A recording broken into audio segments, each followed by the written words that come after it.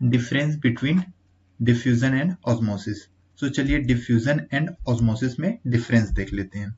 सो first difference होता है the movement of a solute and ion from the region of higher concentration to lower concentration is called diffusion.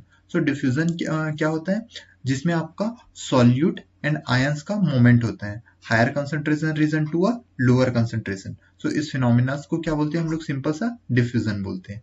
Next osmosis. Osmosis को किसको बोलेंगे, the movement of water across a semi permeable membrane is called osmosis.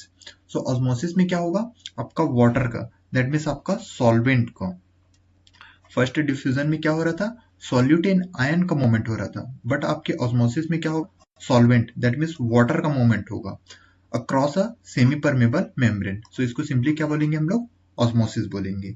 It occur in liquid and gases. So जो आपका diffusion है ये किस में होता है, लिक्विड एंड गैसेस में होता है, और ऑस्मोसिस क्या होता है, it occur in liquid only. So ये ओनली किस में होता है, आपका लिक्विड्स में होता है। No membrane separation is required here. So diffusion के लिए आपका कोई भी मेम्ब्रेन होने की रिक्वायरमेंट नहीं है, बट ऑस्मोसिस के लिए क्या है, it is required a semi permeable membrane. इसके लिए आपका सेमी परमेबल मेम्ब्रेन होना कंपलसरी है। Next, water is not necessary for a moment.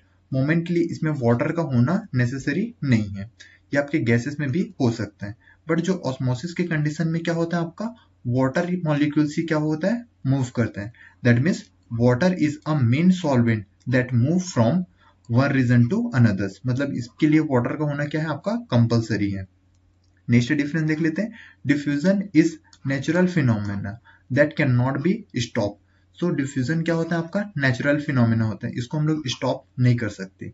But osmosis क्या होता है, the process can be a stop और we can a reverse it by applying an external force.